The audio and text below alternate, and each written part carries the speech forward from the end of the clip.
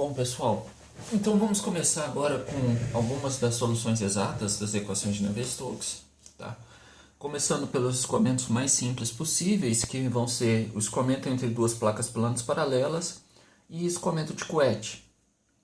O que seriam esses escoamentos? Imagina que essa folha seja uma folha de metal, tá? Por exemplo, ou qualquer outra superfície rígida, e entre as duas folhas aqui seja colocado um filme fino de óleo. Então, coloco o filme fino e uma folha sobre a outra, tá? E para o escoamento de coete seria similar, o coete puro, o coete simples, seria similar a gente movimentar uma das folhas, ou ambas, tá? Uma em relação à outra, de tal forma que ela deslizasse uma sobre a outra com esse filme de óleo bem fino aqui entre ela. E esse filme de óleo ele é tão fino que, diríamos, seria quase imperceptível em relação ao tamanho, às outras dimensões da folha. Tá? Isso seria um escoamento coete puro, coete simples. Uma outra possibilidade seria, olha, nós temos essas duas folhas, imagine como superfícies sólidas de novo, né? E aí tem um óleo ou água ou qualquer outro fluido entre as duas que está passando aqui. Não sei se vai dar para ver bem no vídeo, mas existe uma determinada distância aqui, H, 2H, vamos chamar essa distância, tá? E nós temos o fluido sendo bombeado aqui entre essas folhas. Então, de novo, a espessura ou a distância entre elas é muito pequena, perto das dimensões totais. Nós temos isso montado no sistema e está sendo bombeado, passando o fluido aqui entre essas folhas. Esse seria o escoamento entre duas placas planas paralelas. E depois nós vamos fazer uma combinação dos dois, que seria imaginar que existe um bombeamento do fluido passando aqui e além disso existe um movimento de uma das superfícies sólidas. Tá? Então, a primeira coisa que nós vamos fazer é esquematizar isso, fazer um desenho para tentar representar essa situação.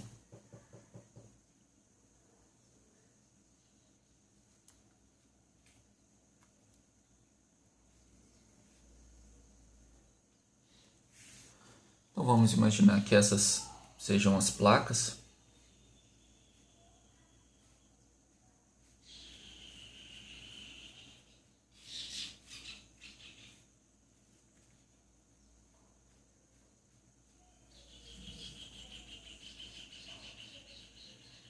Planas e paralelas, tá? E inicialmente vamos assumir que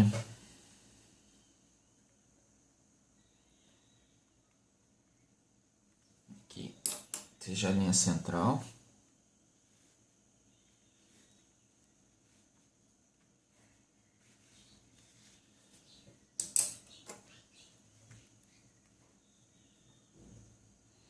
Nós temos um sistema de eixos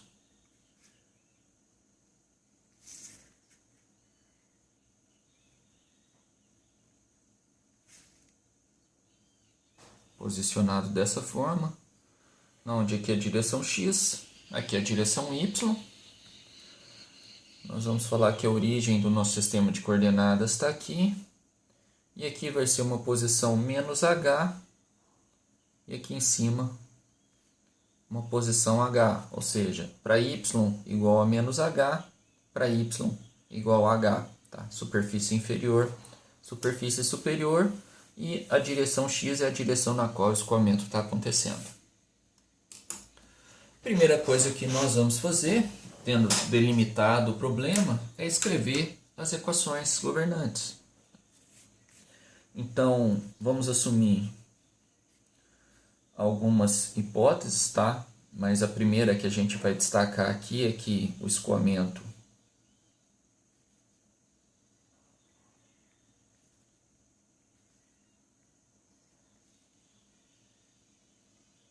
é incompressível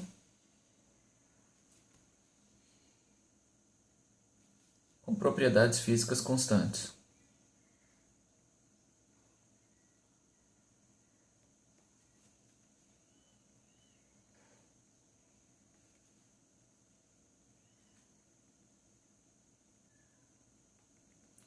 Com isso, nós podemos escrever as equações de conservação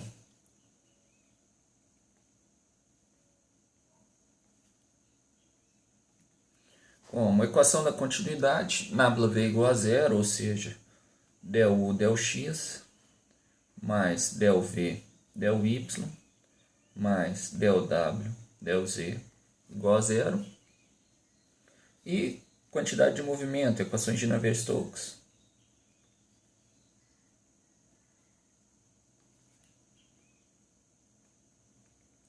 Em x, às vezes vocês vão se perguntar, mas por que no vídeo passado já escreveu e simplificou as equações, por que escrevendo de novo? Treino, tá? Recomendo que vocês façam isso apenas para treinar, manipular as equações. Então nós vamos ter ρ, que multiplica del u del t, mais u del u del x, mais v del u del y, mais w del u del z. Isso daqui vai ser igual a ρgx menos del p del x mais o termo viscoso, μ, que multiplica del 2u del x2 mais del 2u del y2 mais del 2u del z2.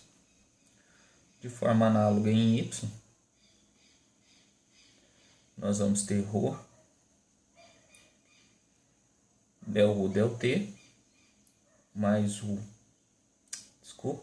del v del t mais u del v del x mais v del v del y mais w del v del z. Isso daqui igual a ρ gy menos del p del y mais μ, que multiplica del 2v del x2 mais, vou destacar melhor aqui, del 2v del y2 mais del 2v del z2. E por último, em z,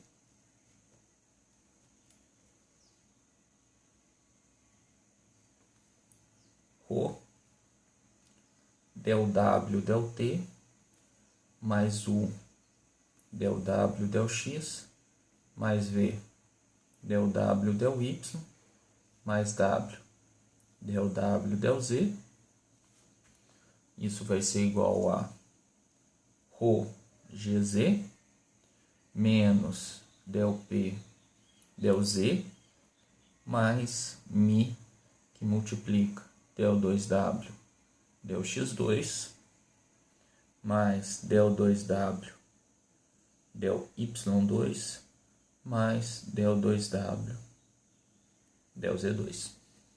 Então aqui estão as equações de conservação escritas para escoamento incompressível com propriedades físicas constantes. Vamos numerar essas equações.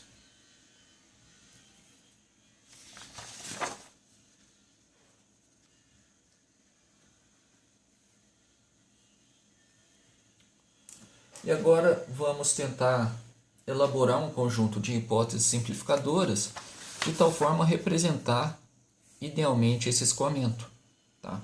Então, o primeiro caso que nós vamos assumir aqui seria o escoamento entre duas placas planas e paralelas. Ou seja, essas equações genéricas são válidas para qualquer um desses casos, tá? Entre placas planas paralelas e o escoamento de Couette, simples ou escoamento de Couette, que seria uma combinação desses dois, né, que nós vamos falar posteriormente. Mas o primeiro que nós vamos fazer aqui vai ser considerando as placas fixas, tá? E um escoamento passando por alguma fonte externa, tá sendo bombeado aqui entre essas duas placas fixas.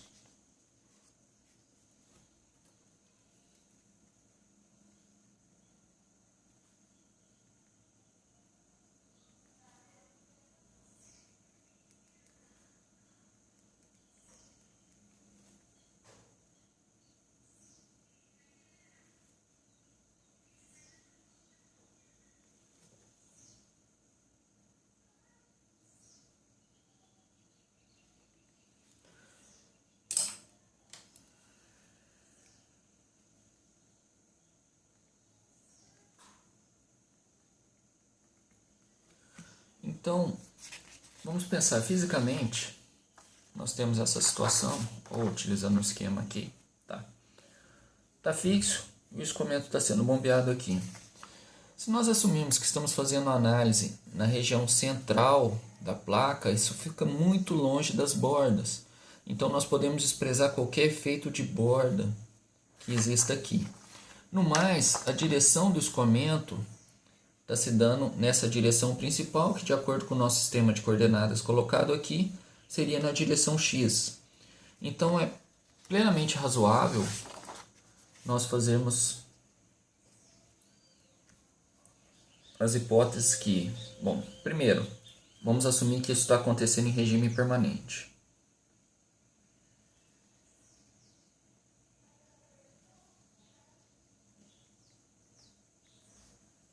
Segundo, vamos assumir que a componente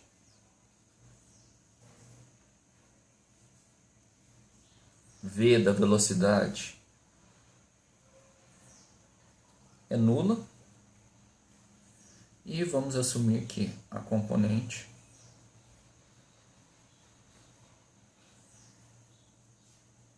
W também é nula. Tá. Com essas hipóteses, nós podemos voltar aqui no nosso conjunto de equações e simplificar. Componente V é nula, hipótese 2. Componente W é nula, hipótese 3.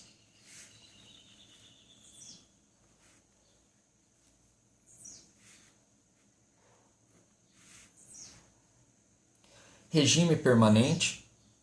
Então, lembrando, todo esse termo do lado esquerdo das equações de Navier-Stokes, ele está nos dizendo simplesmente massa por unidade de volume que multiplica a aceleração. No entanto, essa aceleração ela é formada pela aceleração local, em x no caso seria du dt, e a aceleração convectiva, que é esse termo aqui, tá? Na direção x e assim respectivamente para as outras direções. Então, quando a gente fala em regime permanente, nós estamos eliminando a dependência temporal. Então, a hipótese de regime permanente vai nos simplificar o termo du dt, o termo dv dt e o termo dw dt.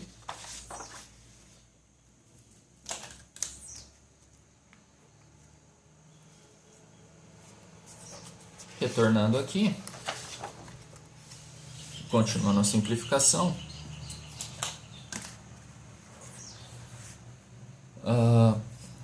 inicialmente com essas três hipóteses chegamos nisso. Aqui o del v del x, v del v del y, w del v del z. Tudo isso daqui pode ser simplificado somente com a hipótese 2, tá? Embora na questão do w poderia utilizar a hipótese 3 também. E todo o termo viscoso aqui também é dependente de v. Então ele também pode ser simplificado com essa hipótese 2. Isso que eu estou cortando os termos, eu estou igualando cada um desses termos cortados a zero e eu estou numerando só de acordo com a hipótese que foi utilizada para fazer a simplificação. De forma análoga aqui, bem simples, tá? Podemos utilizar a hipótese 3, w igual a zero, para simplificar todo o restante desse termo. Também poderia utilizar até para o regime ali. E, de novo, para o termo viscoso.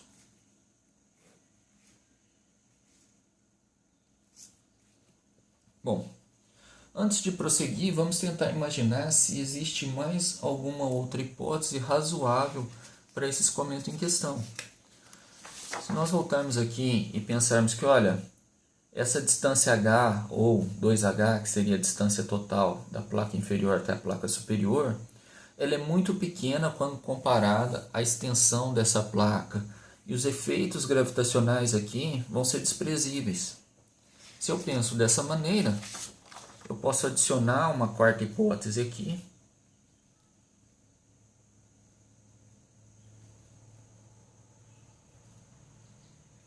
Desprezando os efeitos da aceleração da gravidade.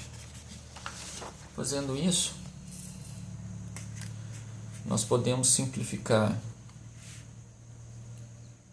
ρgx, componente x da gravidade, ρgy,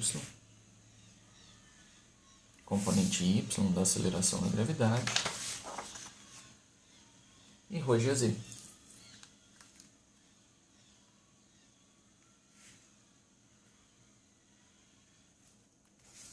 Componente z da aceleração da gravidade. Tá. Por comodidade, eu vou reescrever o equacionamento. Nós vamos utilizar mais algumas simplificações, mas só para deixar mais cômodo, tá?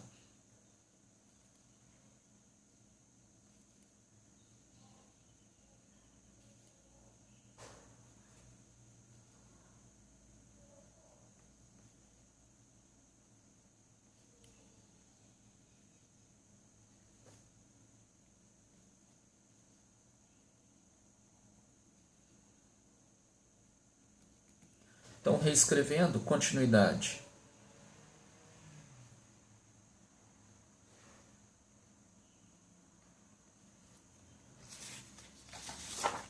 Ficou simplesmente du dx igual a zero, igual ocorreu no vídeo passado.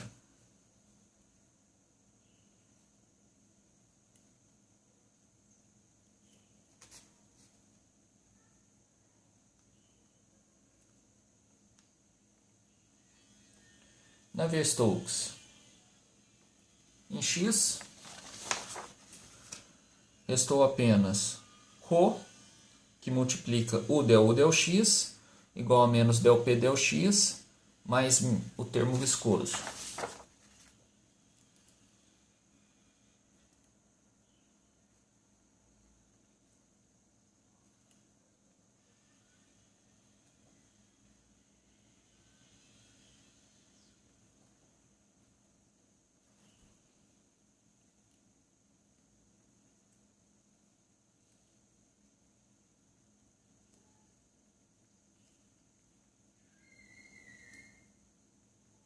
É óbvio que já dava para simplificar mais, mas fazendo bem passo a passo.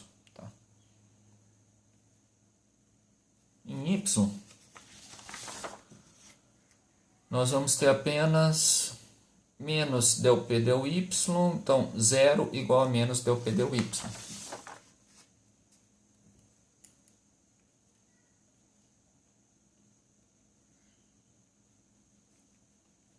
E de forma análoga em z,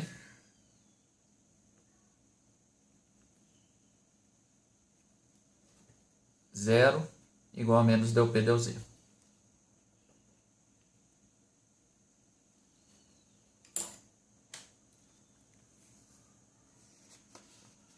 Vamos chamar isso daqui de equações 5, 6 e 7. E assim como no vídeo passado, a equação da continuidade nos diz que du dx é igual a zero. Tá? Ou seja, não existe variação da componente u da velocidade ao longo da direção x. Isso recebe uma denominação de escoamento completamente desenvolvido. O que isso quer dizer? A partir de um dado ponto, tá? E nesse caso, dentro de toda a seção que estamos analisando, qualquer posição x que eu trace um perfil do escoamento vai me resultar exatamente no mesmo perfil, ou seja, u não varia ao longo de x, u é constante em relação a x. Então, isso possibilita uma simplificação adicional.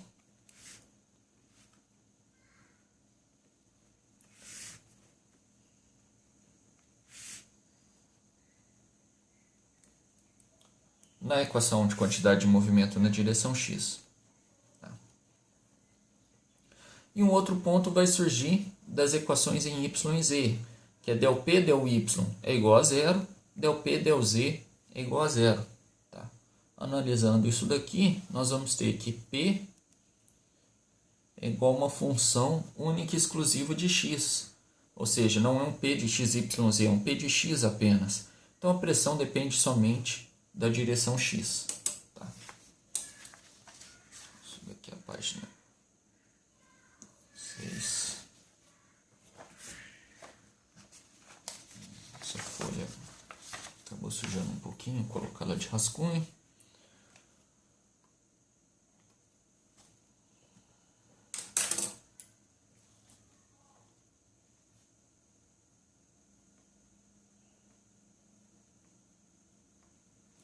Isso nos permite colocar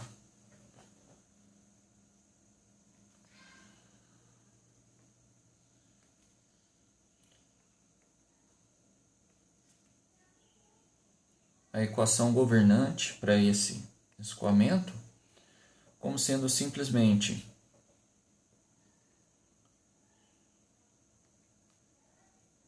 dp dx vai ser igual a μ, que multiplica del 2u del y2 mais del 2u del z2.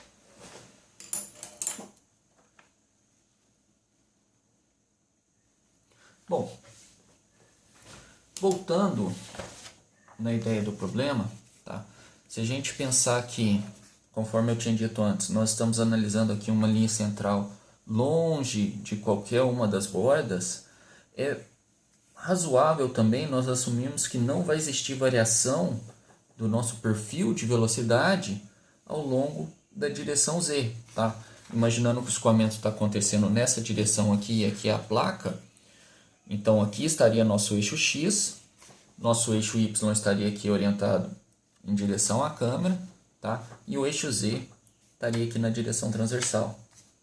Ou seja, nessa vista aqui, o eixo z estaria aqui saindo da folha, tá? Então nós podemos assumir que não existe variação desse perfil de velocidade nessa direção, uma vez que não tem nenhum efeito de borda, nada em princípio que nós possamos imaginar que vai causar variação nisso.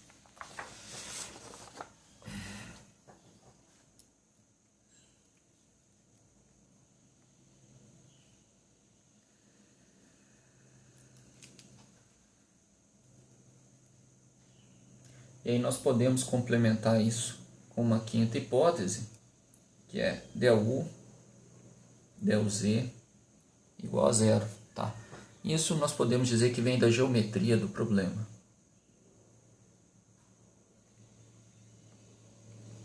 E nesse caso é uma hipótese razoável. Com essa hipótese, nós podemos simplificar novamente essa equação.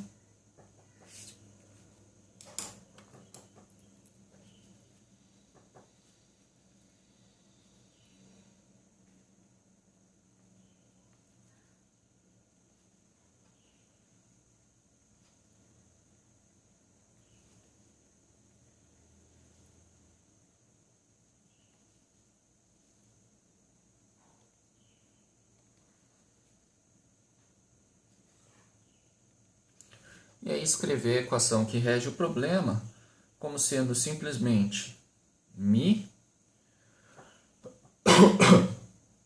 que multiplica d2u dy2 igual a dp dx. Por que eu transformei em um diferencial exato? Pelo mesmo motivo da pressão, tá? Ao eliminar a dependência de u em relação a z, nós estamos assumindo que o u, a nossa componente u da velocidade, é função única e exclusiva de y. Então, eu estou assumindo que existe uma variação no meu perfil de velocidade ao longo da direção y. Então, se eu analisar em posições y diferentes, eu vou obter valores diferentes de u. No entanto, essa variação não existe ao longo de x e essa variação não existe ao longo de z. Tá? Então, u igual a 1 de y, igual a uma f de y. E eu posso reescrever a equação dessa forma. Por comodidade, só vou reescrever colocando d2u sobre dy2 igual a 1 sobre μ dp dx. Vou chamar isso de equação 9. E essa equação 9 é a equação que rege o problema do escoamento entre duas placas planas paralelas. Uma equação diferencial, tá? No entanto, linear, ao contrário do que acontece aqui com as equações de Navier-Stokes, considerando o nosso conjunto de equações, são equações diferenciais parciais de segunda ordem, não lineares, tá? Aqui nós temos uma equação de segunda ordem, no entanto, linear, o que facilita muito a solução do problema. E para a solução agora, nós vamos simplesmente integrar essa equação.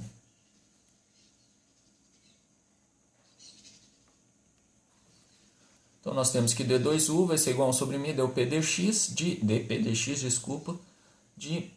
dy. Agora, antes de fazer essa integração, vamos observar o que está acontecendo aqui. Eu tenho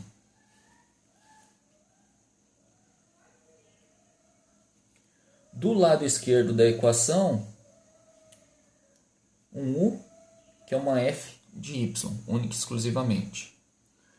Tenho a igualdade, tenho o lado direito da equação, um p, que é uma f de x, única e exclusivamente. Ou seja, o lado esquerdo da equação é formado por uma função única e exclusiva de y, e o lado direito da equação é formado por uma função única e exclusiva de x.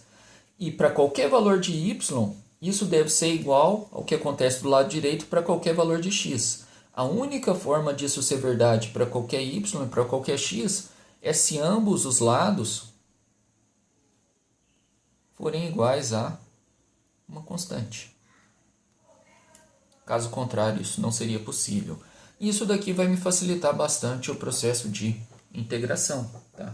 Então, integrando uma vez, eu posso escrever que del y não vai ser nada mais, nada menos. Se isso daqui é uma constante, integrando em relação a y, eu posso tirar essa constante fora da integral e vou fazer só a integral do dy. Então, isso vai me dar 1 sobre μ dp dx vezes y mais uma constante de integração C1.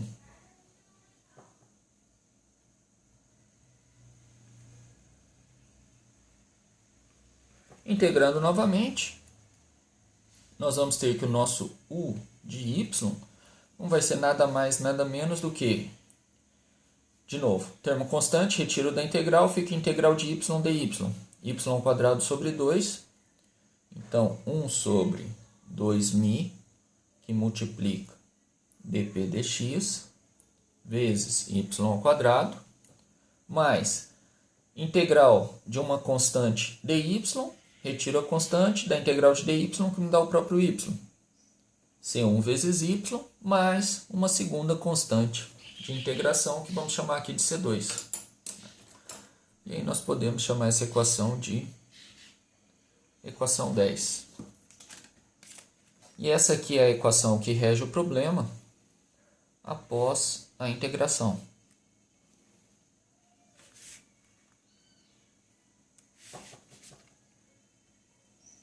Bom, agora falta só mais um passo antes de resolvermos o nosso problema, tá? Resolver seria o quê? Encontrar uma expressão analítica para nossa velocidade u.